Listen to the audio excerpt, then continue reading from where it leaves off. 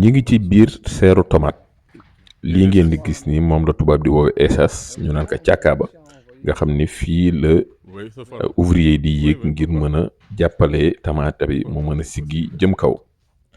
tamaate yi nag ay variété hybride la yéen a ngi gis ni structure serre bi ay hauteur 6 mètres la soutien yi c'est des soutiens en bois ci suuf ñu jël benn plaque en béton boo xam ni moom la ñuy foofu la ñuy monter bois bi mu bañ a gaaw a nëb.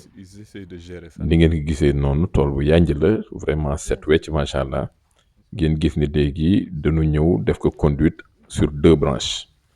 loolu soo leen fàttaliku vidéo yi ñu fi jot a waxtaanee gisoon ngeen fi conduite sur 2 branches kaani leen ko doon waxtaanee mais fii ci tomate bi la.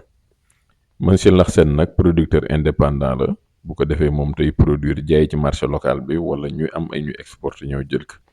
tamaate bi gis ngeen ko dañ ko takk defal ko palissage muy mën a jóg wàññi égourmandage bi fii nag li fi xew mooy léegi sam kii bi pépinière sur alvéole dañ koy greffé boole ci. loolu nag laa bëgg mu wax ñu ci dara.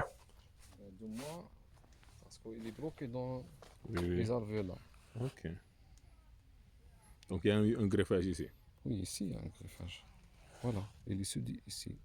Ok. Très bien. Donc c'est ça que vous commandez directement à la pépinière. Les plantes, ils sont venus comme ça. Avec les avions. kon ñoom ci pépinière bi dañuy commandé greffage maanaam dafa am benn xeetu tamaate boo xam ne mooy ne ci suuf boobu nga nekk variété boo xam ne dafa am résistance ci feebar yu bare bu ko defee nag beneen partie tamaate bi jëm kaw bi nga xam ne mooy produire moom beneen variété lay doon kon ñaari variété tomate la ñuy choisir benn bi nekk porte-greffe beneen bi nekk greffon bi ñu liggéeyi ko lu bare ci ferme yi ngeen di gis Sénégal yu def tamaate yu mel ni ay GDS ak yooyu nekk dans la région du fleuve généralement fii la ñuy commandé xeetu greffage yi su pépinière yi nga xam ne c'est des pépinières greffées mais macha allah waa Sénégal xam naa ne ndaw ñi ñu ngi ciy yëngu te léegi dinañ ci yegsi. Arena. Ok.